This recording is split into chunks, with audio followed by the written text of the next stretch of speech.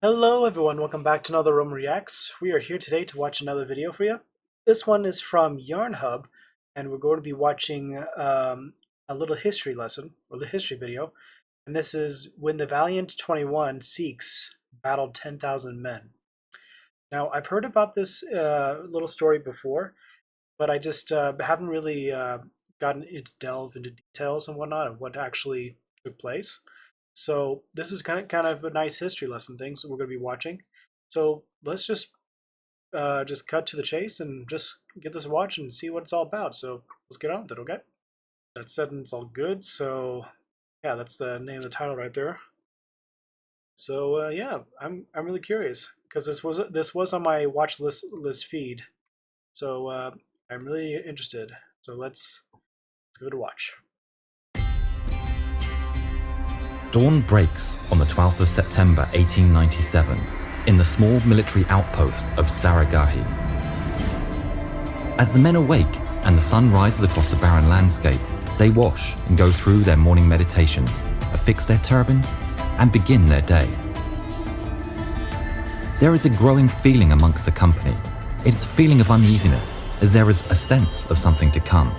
The tribal populace are doing exactly what the British fear and have risen in full revolt over the course of 1897 and are on the march preparing to raid British India. As the forts of Lockhart and Gulistan were in their path, the rebelling tribesmen had conducted several attacks on the forts over the course of the last 2 weeks with no success. All 21 men go about conducting their tasks. As the day wears on, the quiet of the thin mountain air is interrupted by a loud cry. "There is a great mass moving on the horizon," shouts the Sikh soldier on the lookout post. Havildar Ishar Singh bellows orders as the men rush to the walls and take up defensive positions. Sepoy Gurmukh Singh sprints to his tower with the heliograph to provide communications via flashes of sunlight in Morse code. He flashes to Fort Lockhart. "There's a mass on the horizon. Is it hostile?" "Yes," comes the worrying reply. 14 standards are counted. At least 10,000 tribesmen are marching across the mountain plateau, bearing down on the little signalling post at Saragahi. "Can you send help?" the sepoy asks. After a moment of tense delay, "No," comes the fateful reply. They won't get there in time, and they can't leave the fort unguarded. Gurmukh relays down the info, and the others check their rifles, prepare the defenses, stockpile ammo, and barricade the gate to the post. Havildar Ishar Singh calls his signalling unit to gather around him. He addresses his men as the tension of impending doom grows in the men's hearts. Knowing that they can't flee the post lest they be cut down on the outside, Ishar calls on his men to stay and fight, to hold the position for as long as possible. Though the mood is tense due to the knowledge that death is almost certain, the men remain calm and collected, not giving in to disagreement, mutiny, or desertion. "It looks like we won't make our way out of this one, man." Havildar Ishar Singh knew that his men would do their duty. Gurmukh Singh returns to his signalling tower and tells Fort Lockhart that they will hold the line as long as they can in order to buy as much time for the forts to call in reinforcements. Sepoy Gurmukh will remain in his tower throughout the action, signalling the day's events minute by minute to the 36th Sikhs Division leader, Lieutenant Colonel John Horton at Fort Lockhart. Lieutenant Colonel orders the events to be written down for the record.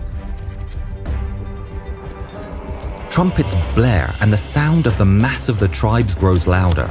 Their banners flutter in the wind as they march to confront the signalling outpost at Saragahi. Ishar directs his Sikhs to man the ramparts. The men watch with guns tightly grasped as the tribesmen form up just outside of rifle range on the ground outside the post. There is a loud cry and a wave of fighters charge at the rampart. Rifles crack as the Sikhs begin to unload their guns into the crowded mass, furiously bearing down now upon them. The mass of tribesmen rush forward to try and scale the walls, while others attempt to suppress the garrison with small arms fire. The disciplined fire of the Sikh troops breaks the first wave of the tribesmen, but they're like the sea, rolling back, reforming, and then rushing back with even greater strength. The 20 rifles of the Sikh soldiers versus the 10,000 tribesmen. They reform and unleash a second wave attack on the outpost. Tribesmen fall one after another to the Sikhs' fire as the land in front of the walls fills with the dead. However, this time, a bullet from one of the rifles of the raging tribesmen finds its mark, striking Sepoy Bhagwan Singh, who falls on the spot, the first casualty among the desperate, heavily outnumbered defenders. Naik Lal Singh, though seriously wounded, with the help of a fellow Sepoy, removes Bhagwan's body, placing it in the inner wall. Lal tries to return to the fight, but collapses and is sadly left behind. Each Sikh lost is not only a severe decrease in the defender's manpower, but the loss of a friend, a brother in their shared faith. The second wave of fighters continues to rush the post, with some of them making it to the base of the wall. They attempt to scale the wall, but the Sikhs force them down at bayonet point. Some of the tribesmen find a blind spot in the corner of the wall and manage to breach the outer defences. The Sikhs, however, having repelled the main assault, are ready. A fierce melee ensues. Knives and swords and bayonets and rifle butts crash together with a resounding clash as blood is drawn. The valiant Sikhs, though heavily outnumbered, kill all the enemies in the post and achieve a brief respite as the rest of the tribesmen regroup outside. As the men recover from the melee, they tend to the wounded and briefly mourn their fallen fellows during the short lull in the action. They hear shouts outside the walls. The leaders of the tribes are calling on the remaining Sikhs to surrender with the promise of their safety, offering bribes of wealth and status. If only they just abandon the position, but no man even considers the offer. They are determined to fight to the death here and now. As the afternoon sun beats down upon the dusty ground, smoke begins to fill the air. The attacking tribesmen have set fire to the brush around the post and surrounding landscape. The Sikhs look out, trying to make out the shape of their foes through the thick grey smoke. Then the signalman shouts. The neighbouring fort has flashed a dire warning. From their position on the hill, the fort has spotted a large mass of tribesmen coming out of the smoke to a blind approach on the side of the signalling station. They've breached the first wall. As Havildar Ishar Singh orders some of his men to defend the breach, the enraged fighters rush at the gate, breaking it now. Another brutal melee starts. The Sikhs prove their tenacity as tribesmen after tribesmen fall to the cold steel of the valiant Sikhs. Though the enemy suffers heavy losses, the numbers begin to take their toll. Each Sikh soldier of the signalling post sells his life dearly, slaying dozens for each defender that falls. As the enemy floods inside the outer wall, troops and dozens of tribesmen fall for each Sikh death. The situation, though, becomes dire for the defenders. Ishar is hoping to prolong the fight for the sake of buying time for the forts. He orders his remaining men to fall back to the inner wall. In order to cover his men's withdrawal behind the second wall, the gallant Havildar, who was seriously wounded and was profusely bleeding, bellows a piercing battle cry and charges with sword and pistol in hand at the stunned Afghans. For a few valiant seconds, he cuts down attacker after attacker, but then is overwhelmed and his blood stains the rock. But his attack has meant that fewer than a dozen Sikhs have formed a second defensive line on the inner wall. The Sikhs fire into the crowd. The density of the numbers of the attackers ensures that each shot almost certainly strikes down a tribesman. The gate is slammed over and over again by the fiercely determined warriors and falls down with a resounding crash. Knowing that the end is near, the few remaining Sikhs rush to meet the charging attackers. A final bout of bloody hand-to-hand combat begins. The Sikhs fight harder than they ever have before, but one by one the tribesmen strike them down in exchange for more of their own dead. There is only one Sikh defending soldier left, Sepoy Gurmukh Singh in his signalling tower. Gurmukh had throughout the fight never left his post and had signalled the details of the fighting to Fort Lockhart. He sends out one final message. "Permission to take up my rifle," he signals to the fort.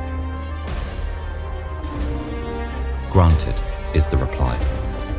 The brave sepoy calmly and neatly packs up his heliographic equipment and picks up his gun as the tribesmen begin to break down the door.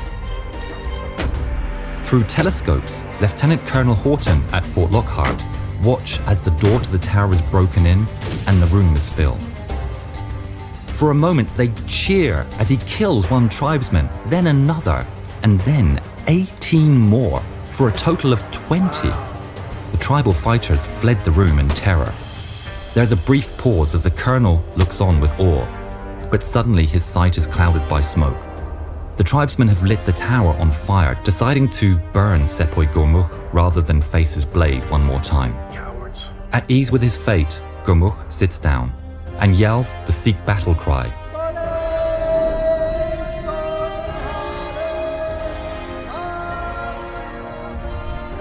Victory belongs to those who recite the name of God with a true heart. He yells over and over until, at last, he too dies. The stand is over, the post falls. The valiant 21 Sikhs had lasted for 6 hours. In this time, the forts managed to call in reinforcements and prepare their defences. The next day, the reinforcements arrive and force the tribesmen out of Saragahi and the surrounding area. Crazy. The sacrifice of the Sikhs means the forts are saved. When British troops entered Saragahi, they found the bodies of 21 Sikhs and, according to some reports, over 600 tribesmen. For the actions on the 12th of September 1897, all 21 Sikh warriors are posthumously awarded the Indian Order of Merit, at that time the highest award for gallantry for British Indian soldiers. The first time in history that each and every member of a unit won the Gallantry Award for a single battle. Queen Victoria said, "It is no exaggeration to record that the armies which possess the valiant Sikhs cannot face defeat in war." The 21 Sikhs cemented their place in history by fighting one of the greatest and epic last stands ever.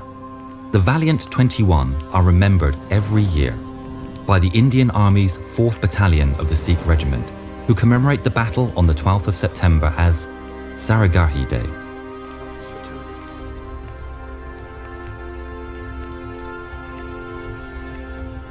Wow.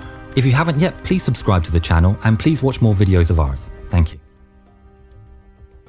That's nuts. I would not have believed that this was a full-on battle that took place, and just those soldiers to stand their ground even when they're hopelessly outnumbered, and for them to be able to push back against wave after wave of these Afghan, like, Muslim tribesmen or something like that, just coming at them in waves and attempting to uproot them, and they just kept repelling them back again and again, and only with rifles. Well, I don't think there was any. Well, I guess there could have been machine guns, but they're probably not as versatile as the ones that are like in early World War One. But for them to hold their ground against so many men, pushing them back, that is valor right there. That is.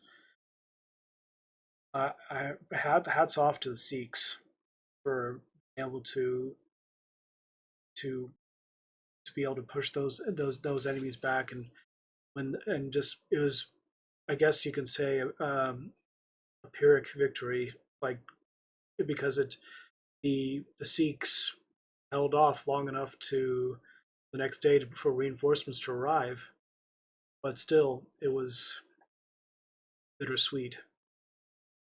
And I think I recall how, I think I used to remember when I used to live in California, there was this family that were Sikhs as well. Sikhs are very humble people, very patient, kind, and are willing to help you. And I remember one of them. I can't remember the others' names, but only one was always good to me, which was, his name was Ranjit. He was kind, cool, and good, really good. And here with these 21 Sikhs, just I can't believe I just there's no other good words I can describe this because it just feels so good to like learn of their story and just hear what they had to endure and what they were able to prevail in the end. I think there might be a movie about them too, which I might decide to watch. So, but yeah, this is really good, and I applaud Yarn Hub for making this. So, props on you. Anyway, that is it for me, guys. I'll post a link in the description. I'll leave a link up here for Yarn Hub as well. Check out whatever I got over here, including the subscribe button, and I'll see you again next time. So, as always, Romans, salute. If you like Romans content and wish to see more, like and subscribe to continue to support the channel.